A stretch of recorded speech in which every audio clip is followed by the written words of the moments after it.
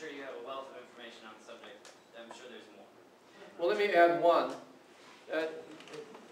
The question of gay, lesbian, transsexual people in the movement, if it's true that they're distributed by God or nature as 10% of our population, let's just use that stupid argument as a point of reference. They were all in the closet during Port Huron. They were in our midst. They were making sacrifices. They were going to jail. They lived in our apartments. They lived closeted within closets. One of them, I remember, lived in a closet in Newark in a slum housing project where 13 of us were. He literally lived in a closet. And one of them, Carl Whitman, had a very painful experience coming out because none of us understood what homosexuality was. Like everything else that's new in life, it has to be introduced. And the people that introduce it are not going to get a warm welcome at first. They're going to get puzzlement or even threat or confusion. He was there in Greenwich Village the night of the uprising that began the modern history of the gay liberation movement at the tavern. Stonewall Uprising. And he wrote something called the Gay Liberation Manifesto at the time, which was modeled on the Port Huron Statement. But he had been waiting all these years to have his say, his expression, and came the opportunity, what he could not possibly say in the Port Huron days, just came welling up, and it became a classic document called the Gay Liberation Manifesto. So those are, it's really problematic if you have internal problems that are invisible to you because they're in the closet and people are afraid to talk about them because they know other people will be afraid to listen to them. There's all that internalizing of the external world. That's why movements do not become blessed communities.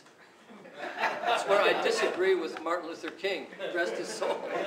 Don't become blessed communities. There's just too much going on that you've ingested. What I want to say about the large meeting process is going to be critical, but let me also say that those large, tedious meetings that went on in rooms like this in this kind of temperature till 10:30 at night where we argued over 2 sentences were really very valuable because they were an educational and an enlightening experience. But after one of those meetings, we returned to our apartment. There were 4 or 5 of us who went back, and I'll never forget, this was 1965, and Judy Robeson made an observation, and she said, did you notice in the meeting that every time a woman spoke, she addressed what the previous person had said? Every time a man spoke, he addressed what the previous male had said. Or just launched his own idea. But some of those meetings were dominated by people who, by sheer force and volume, well, they dominated, and in some ways that stifled the discussion, stifled the creativity.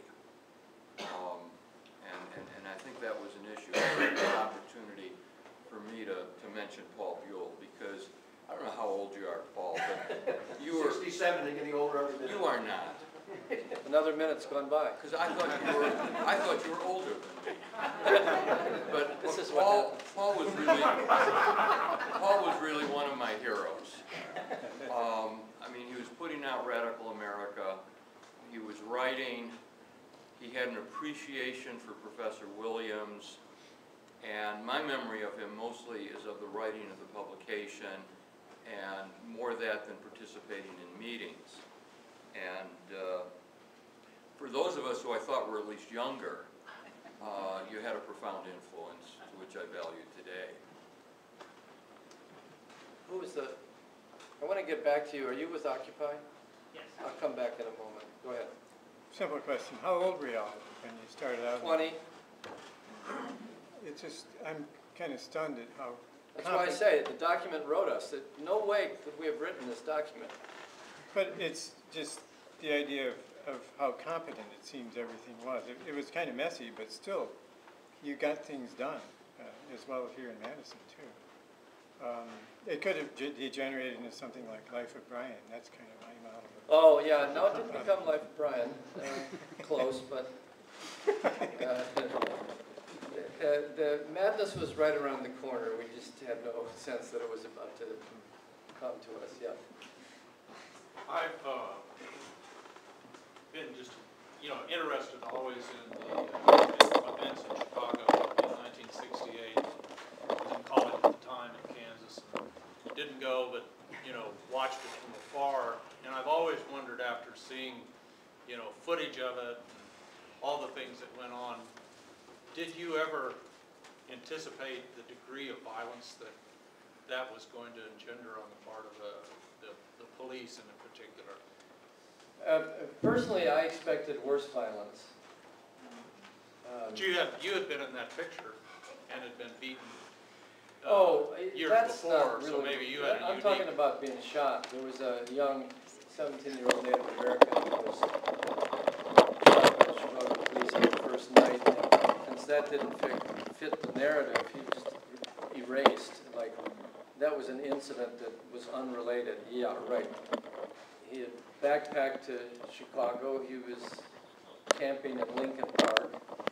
He was alleged by the police to have a knife. It was never shown in evidence, and he was shot. And that was meant to be a warning signal, so when you woke up on the first day, somebody had been shot the night before. And so there was what turned out to be a paranoid sense that some of us would be killed. It did happen, but it unfolded more slowly through the killing of the Panthers, the killing of Jackson State, Kent State students. Shortly after Chicago, the killing of James Rector at Berkeley's People's Park. I was there. I saw, they didn't tell us that they were loading live ammunition. They knew what they were doing. They shot into a crowd at a person who was sunning herself on the roof, basically. So we thought it would be worse. And when you're young, it's not that hard to survive a gassing or a beating.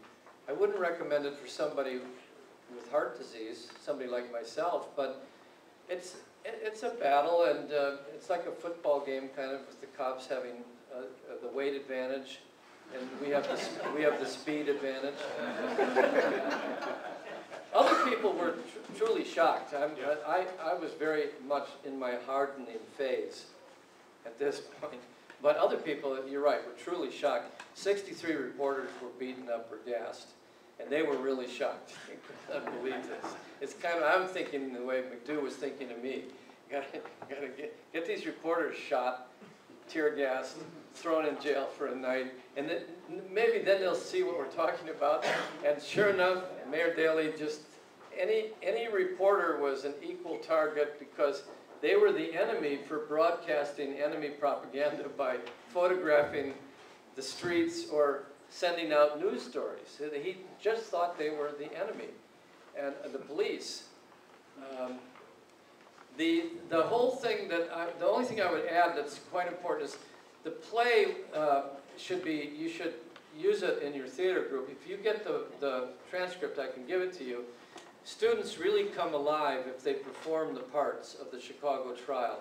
There are about 40 parts, and it's a way to teach that's truly participatory. You are going to be Abby Hoffman, you're going to be Julius Hoffman, you're going to be the marshal that chains Bobby Seale, and on and on and on. Then they don't know what you're talking about. Then they have to go read about all these people, and then they have to imagine inhabiting their lives, and then imagine 68, and by the time they've performed the play a number of nights, it's such a transformative, emotional learning experience.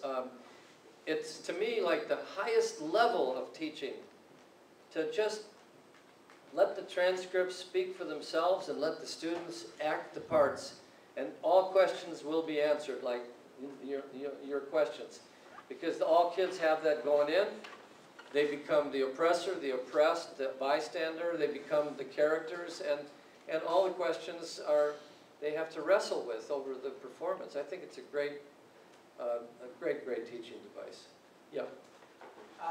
For a person like you with your rich experience in the 60s and participating in the democratic society, arguing for the SDS and the statement of Port Huron, what is your take on the Arab Spring and what is happening in the Middle East right now in societies that do not even have the basic framework for any democratic participation? Well, I thought that if you're talking about Tunisia, Egypt, and several other countries, the young people who were the instigators were very much in the spirit of participatory democracy as a tactic, and in terms of the way they visualized a future